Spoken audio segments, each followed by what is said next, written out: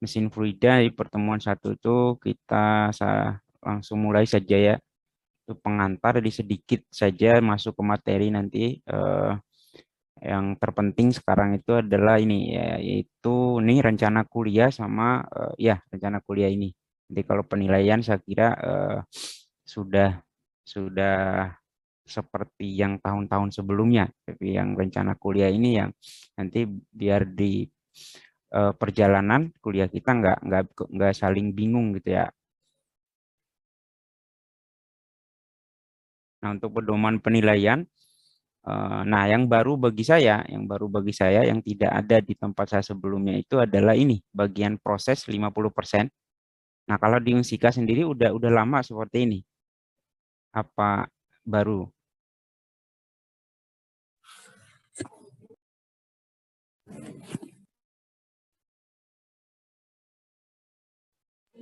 Semester kemarin mah udah sih kalau udah pakai ini. Oh, semester kemarin sudah ya. Nah, ini baru nih bagi saya. Maka biasanya yang 50 itu di tempat saya itu UAS gitu. Nah, 25 baru UTS, nah sisanya baru tugas sama kehadiran. Nah, di sini malah komponen kehadiran itu nggak ada gitu. Nah, di BIMTEK kemarin, jadi latar belakangnya, jadi maksudnya latar belakang kenapa muncul proses ini bagus sih katanya itu seperti apa kalimat pembawa narasumbernya itu proses tidak akan mengkhianati hasil gitu kan ya. Nah, hanya saja pas ketika di praktisnya itu sempat ditanyakan gitu ya, bagaimana cara menilai proses ini. Nah, kalau menilai UAS kan gampang gitu ya, tinggal ngasih soal, kemudian tinggal periksa gitu, jawabannya benar, maka itulah nilainya. Nah, sementara proses itu bagaimana? Itu sempat ditanyakan oleh salah satu dosen kita di narasumbernya, dosennya Pak Kardiman gitu ya, menanyakan tentang itu. Ya terlihat bahwa narasumbernya juga kebingungan gitu. Dia mengatakan bahwa proses itu tidak sekaku itu katanya. Boleh fleksibel gitu termasuk kehadiran. Nah, kalau memang proses itu nggak kaku, yang ngapain dibuat aturan gitu ya. Artinya sebenarnya kebijakan orang dari atas itu kan nggak tahu praktisnya seperti apa gitu. Mereka hanya apa ya mengeluarkan kebijakan, jadi dari argumennya bagus gitu ya, proses tidak mengkhianati hasil, tapi ketika praktisnya cara mengukurnya mereka nggak punya instrumen. Nah, itu banyak kebijakan seperti itu di eh, kampus-kampus itu. Nah, termasuk ini. Nah, oleh karena itu saya biasanya nggak pernah ngasih apa ya tugas seperti luaran untuk mata kuliah, tapi karena ini ada proses 50% ini saya coba apa istilahnya ijtihad gitu ya. Mungkin kalau dalam bahasa eh, agamanya gitu ya. Jadi untuk proses ini nanti saya akan kasih tugas itu, dua tugas yang dikumpulkan sebelum UTS dan sebelum UAS. Nah, itu di situ saya nilai prosesnya gitu ya, 50%. Itu kan lebih besar dari UAS.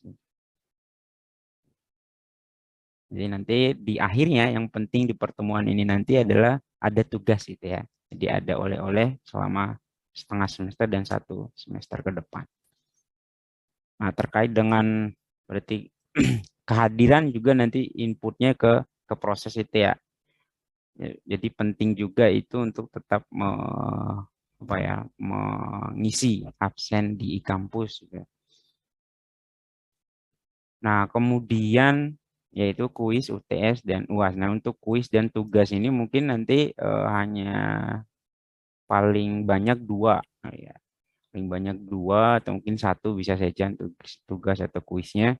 Yang banyak itu mungkin latihan ya. Di setiap pertemuan ada latihan, itu nggak dikumpulkan, terserah mau dikerjakan atau tidak, kita bahas sama-sama.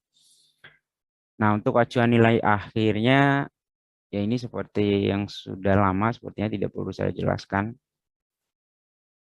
Ada A sampai E.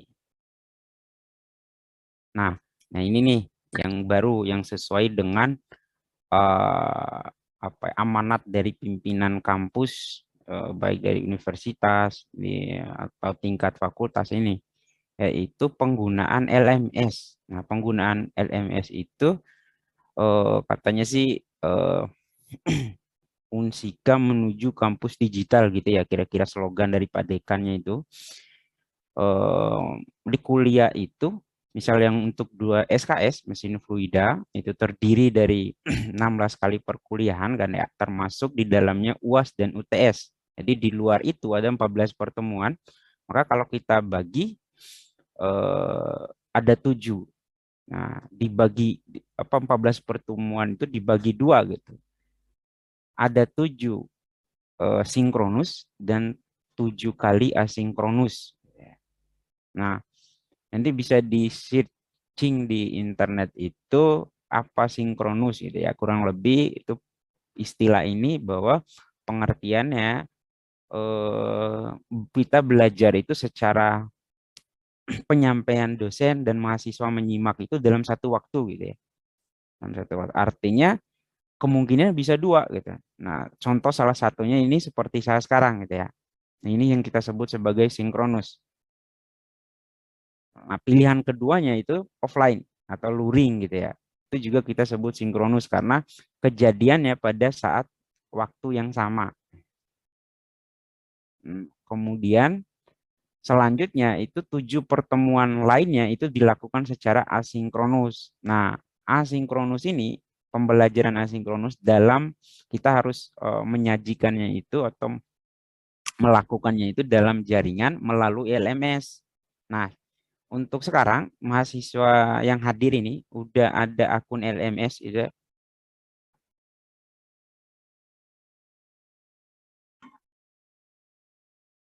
udah punya. Saya tanya itu maksudnya mahasiswa yang hadir sekarang udah punya LMS apa belum?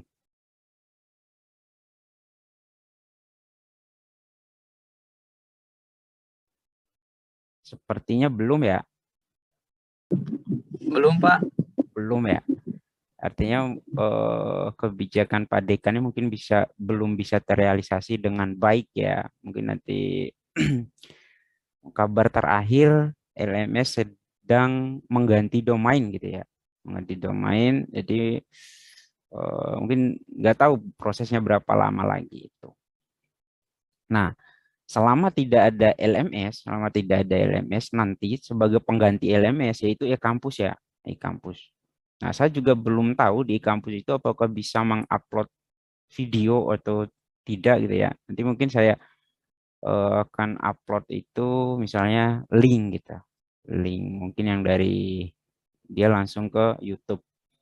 Nah, dalam LMS itu sendiri pembelajaran asinkronus yang dimaksud itu dekan itu secara spesifik mengatakan bahwa dosen itu harus menyiapkan video pembelajaran dan dokumen ya berupa satu video kemudian dokumen untuk pembelajaran sinkronus. Nah, dalam dalam praktisnya saya lihat beberapa contoh dosen itu melakukannya dan saya juga akan melakukan seperti itu. Jadi di pertemuan 1 ini sinkronus, berarti di pertemuan 2 nanti asinkronus. Seperti itu ya. Jadi semoga tidak ada yang yang kebingungan lagi atau di minggu depan masih bertanya ada Zoom atau tidak gitu ya. Jadi 1 kali misal pertemuan 1 ini sinkronus, pertemuan 2 asinkronus. Artinya Anda akses e-kampus, di sana mungkin ada link nanti yang saya share, link video dan link dokumen. Nah, di pertemuan 3-nya baru kita sinkronus lagi. Nah, sinkronus itu berupa seperti ini, bisa lewat Zoom atau bisa Classroom. Sorry, Google Meet ya, Google Meet. Nah, dalam perencanaannya juga sesuai instruksi universitas, pimpinan universitas dalam hal ini rektor gitu ya, pembelajaran sinkronus dilaksanakan itu dibagi 2 lagi. Yang 5 kalinya itu tatap maya seperti ini dan 2 kalinya tatap muka. Rencananya tatap muka ini setelah UAS dan jadwal pastinya belum ada. Katanya atau rencananya itu nanti di e-kampus masing-masing itu akan tertera atau muncul apa jadwal, ya, jadwal offline masing-masing kelas itu. Jadi jelas ya, satu semester ini kita 2 kali tatap muka offline itu direncanakan setelah UAS. Nah, praktis pertemuan tiap minggunya, artinya kalau pertemuan satu itu sudah ini tadi sinkronus, berarti pertemuan dua asinkronus. Nah, di pertemuan tiga baru kita ketemu lagi, gitu ya. Pertemuan empat, jadi akses lagi kampus. Jadi seperti itu, selang-seling, selang-seling. Di sini jelas ya, atau ada yang ingin didiskusikan, ada ditanyakan.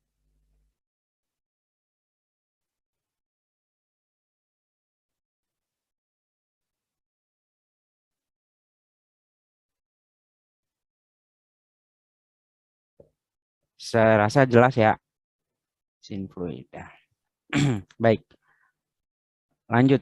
Nah, di materi bahasannya, di materi bahasan dan referensi yang kita pakai nanti, di adapun materi kita kan di pertemuan satu ini sebagai pengantar itu tadi rencana kuliah kita selama 1 semester, kemudian sedikit masuk tentang definisi dan klasifikasi mesin fluida. Jadi kita akan sedikit berbicara, membahas tentang kulitnya dulu gitu ya, kulit tentang definisi dan klasifikasinya gitu ya.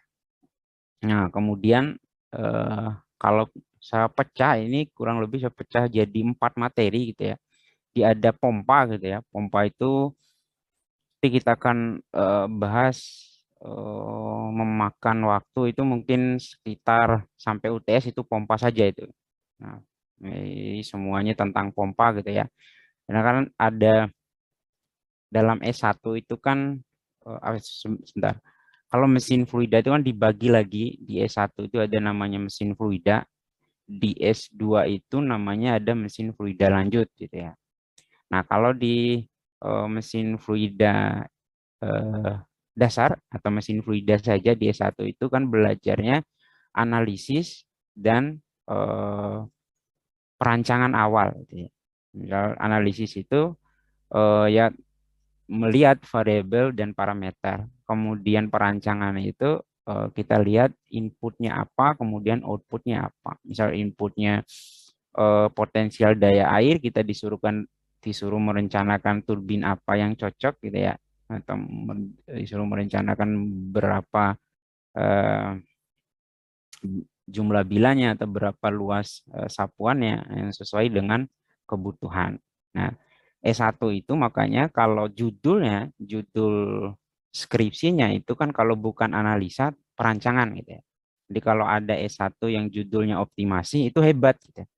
Tapi sepertinya belum ada memang, gitu. Nah, optimasi itu nanti di S2. Maka di mesin fluida lanjut itu isinya itu adalah optimasi. Nah, optimasi itu punya metode gitu. Ya, punya metode. Nah, maka nanti di pembahasan kita nanti pompa itu ya terkait dengan apa kinerja, nah, analisis kinerjanya, jadi heatnya apa gitu ya, jadi flow rate-nya berapa itu kan parameter-parameter ya, kinerja itu, atau variabel yang dianalisis gitu ya, muncul angkanya. Nah, kemudian ada pilihan kedua kalau bukan analisis skripsinya itu yaitu perancangan. Nah, isinya cuma itu di pompa, tapi banyak sih apa sub-sub topiknya itu ya berisi tentang itu. Misal kurva kinerja pompa itu kan termasuk analisis gitu kan. Pemilihan pompa untuk sistem perpipaan gitu kan. Itu masuk ke dalam perencanaan gitu ya. Kavitasi pompa itu kan masuk dalam perencanaan juga, atau perancangan bagaimana tekanan minimal atau penempatan ketinggian pompa yang agar dia tidak mengalami kavitasi. Nah, seputar itu saja gitu. Di pompa kita bahas kinerja dan perancangannya. Kemudian selanjutnya itu ada mungkin sedikit ya karena ada kipas, ada blower gitu. Itu kan mesin fluida juga, kemudian yang keempat itu ada kompresor, kemudian yang kelima itu ada turbin. Sama turbin juga itu jadi ke 4 poin ini yang kita bahas itu ya seputar itu, analisis dan desain. Nah, adapun referensinya, referensi yang dipakai itu turbomachinery gitu ya. Di penulisnya ini kalau nggak Vedak apa nggak tahu saya bacanya ini bagaimana, saya menggunakan ejaan Indonesia saja ya, Daksina Murti gitu ya. Ini nggak tahu saya bacanya. Ini di Universitas Portland kalau nggak salah. Jadi ditulis saja, ada bukunya di online gitu. Saya juga nggak punya sih buku aslinya. Bukunya ilegal juga yang saya pakai ini. Kemudian ada tambahan itu fluid mekanik, jadi karangannya Pak Senggel sama Pak Kimbala itu ya. Dan tambahan lagi ada fluid mekanik dan machinery gitu ya. Nah, tapi yang saya pakai di slide ini slide-slide apa selama perkuliahan ini ya dua yang di atas itu gitu ya. Kalau nggak gabungan berarti salah satunya. Sampai di sini jelas ya. Jadi referensi dan juga oh sebentar, saya coba share screen bentuk. Nah, itu eh apa istilahnya? Sampul ya, sampul buku dari yang pertama. Nah, itu Turbo Machinery Concept Application and Design. Oke.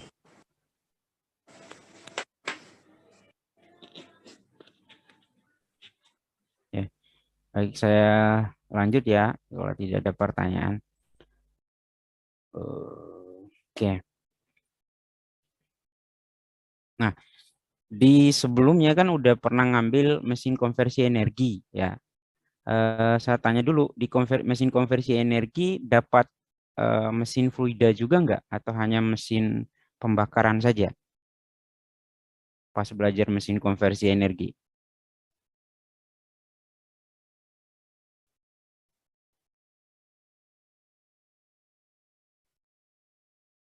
Dapat nggak yang mesin fluida?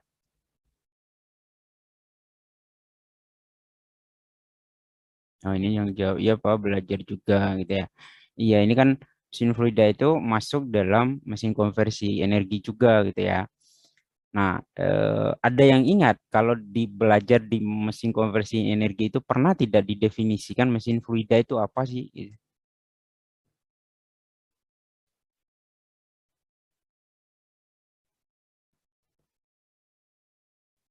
Ada yang tahu atau memang tidak didefinisikan gitu ya? Atau mungkin Mungkin pengetahuan? lupa kayaknya Pak. Bagaimana? Bagaimana? Lupa sepertinya Pak saya. Oh lupa ya, ya. Dan sebenarnya mungkin bukan lupa ya, karena di literatur nanti kalau dibaca, teman-teman baca banyak buku tentang fluida, mesin fluida, mungkin penulis atau pengarang itu tidak eh, pernah menspesifikan apa sih definisi mesin fluida itu gitu ya, karena memang sulit gitu mendefinisikan dia. Karena di sini kan di layar itu hanya ditulis bahwa mesin fluida itu dapat diklasifikasikan atau dikategorikan menjadi dua gitu ya, yaitu pompa dan turbin. Nah, karena mesin fluida ini sendiri yang pertama kalau jenis pompa dia itu malah menyerap energi. Jadi maksudnya memberikan menghabiskan energi dari kita gitu. Contoh misal pompa di rumah Anda kan menggunakan energi listrik gitu. Nah, energi itu ditransfer ke air. Nah, sementara kalau sisi lain ada kategori lain yaitu turbin gitu. Turbin itu malah memberikan energi gitu ya. Jadi mengambil energi dari air, energi potensial air, kemudian menjadikan energi mekanik. Nah, jadi secara spesifik kalau ditanya apa definisi mesin fluid, dan memang nggak ada atau paling tidak untuk mendefinisikan di sebuah definisi yang benar itu paling tidak dia mencakup fungsi, kemudian membedakannya dengan yang lain. Jadi kalau kurang lebih kalau Anda ingin mendefinisikan mesin fluida itu mesin tenaga atau mesin atau pemindah fluida gitu ya, mesin tenaga atau pemindah fluida. Karena eh, kalau tenaga saja itu kan bukan hanya mesin fluida, jadi mesin internal combustion engine juga mesin tenaga gitu. Nah, tapi yang membedakan dia mesin fluida itu dia itu ada yang menghasilkan tenaga atau mesin tenaga, ada yang memindahkan fluida. Nah, itu klasifikasinya saja. Jadi sementara sekali lagi di literatur pun itu tidak memberikan definisi yang jelas tentang mesin fluida. Tapi paling tidak dalam kuliah rekayasa atau kuliah teknik itu eh, definisi itu tidak terlalu penting. Lain seperti soshum misalnya. Di soshum itu harus jelas definisi itu karena akan terkait dengan konsekuensi hukum gitu. Yang dimaksud dengan pembunuhan rencana itu apa, itu dijelaskan lagi dengan pasal-pasal selanjutnya itu. Sementara di kita ya nggak usah gitu. Ya tahu mesin fluida ya itu gitu. Yang penting kita secara secara apa istilahnya, apa ya, intuisi kita sebagai orang teknik itu tahu gitu yang kita sebut sebagai mesin fluida itu yang mana. Memang sulit mendefinisikan itu walaupun di benak itu sudah ada gitu. Oh, maksudnya itu. Nah, dan di ujiannya nanti saya nggak akan nanya gitu, saya kan nggak akan nanya jelaskan definisi mesin fluida, ya nggak seperti itu. Nah, jadi ada dua ya kategori mesin fluida itu. Jadi kalau dia bukan menghasilkan tenaga, berarti dia memindahkan fluida atau menyerap tenaga, memberi tenaganya ke fluida. Nah, untuk kosakatanya atau terminologinya, istilahnya, kalau yang menyerap energi itu kita sebut pompa, dan kalau menghasilkan energi kita sebut turbin. Nah, hanya dua itu saja sebenarnya mesin fluida itu. Lalu kenapa muncul tadi ada kompresor, ada blower, ada kipas? Itu turunan dari pompa ini gitu. Jadi kita akan lihat lagi klasifikasi selanjutnya. Nah, ini tinggal 10 menit kebetulan Zoom saya juga belum upgrade ya, belum upgrade. Saya saya percepat sedikit karena saya juga masih, oh iya, masih cukup nih, sekali lagi masuk nanti ya kalaupun ini habis. Nah, soalnya saya ingin menjelaskan tugas itu ya, penting tugas itu. Jadi sekalian saya rekam juga yang terakhir nanti. Ini kan tinggal 10 menit nih, kalau selesai ini saya share lagi linknya di grup. Jadi tolong gabung lagi ya, tolong join lagi biar kalau kalau nggak selesai ya, kalau nggak selesai slide-nya untuk yang sesi ini.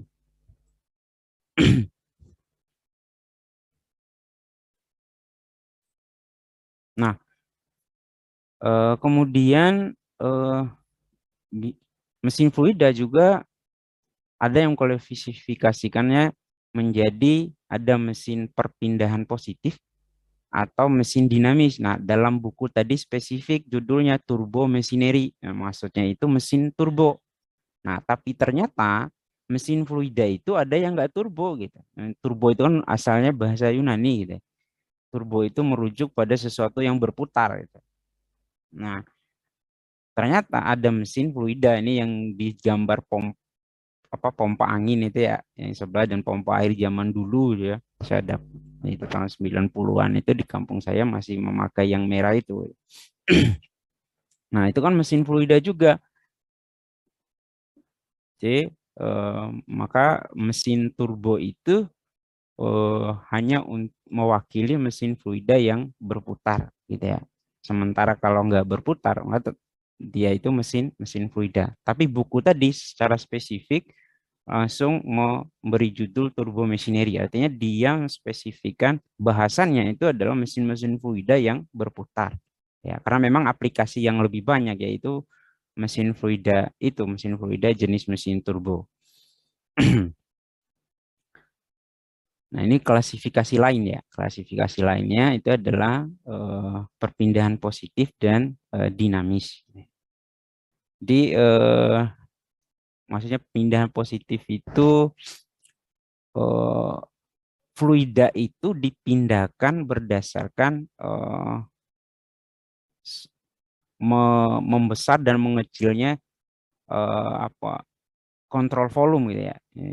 Seperti kontrol volume besar, bukan berdasarkan putaran gitu ya, bukan berdasarkan blade, bukan berdasarkan bilah. Nah, misalkan di pompa sentrifugal itu kan berdasar eh, apa impeller dari itu yang memberikan gaya sentrifugal gitu ya. Sementara kalau di pindah positif itu dari gerakan kontrol volume.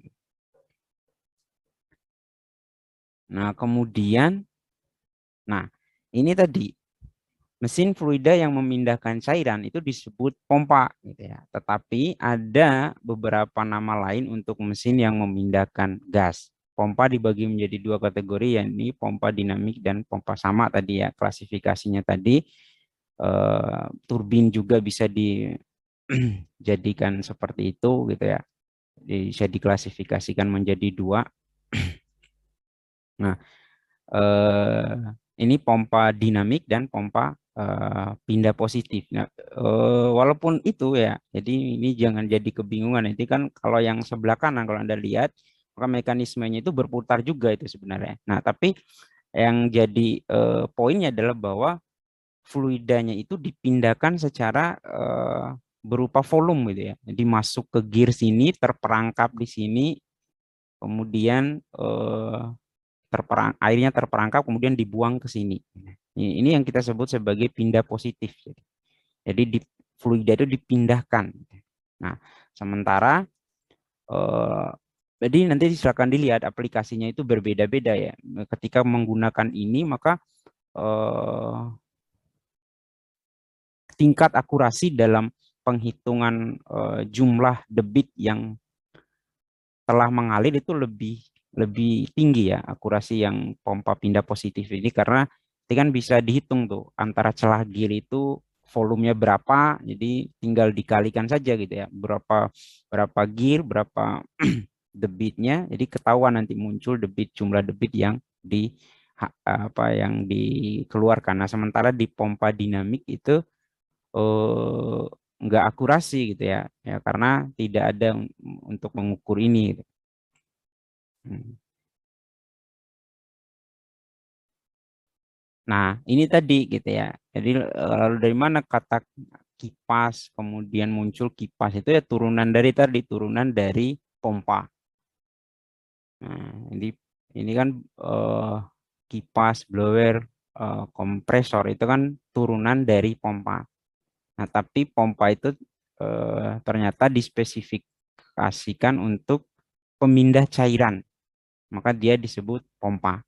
Sementara kalau dia memindahkan udara atau gas, maka dia disebut ada sebutan lain gitu ya. Walaupun dia itu sebenarnya masuk dalam istilah pompa itu.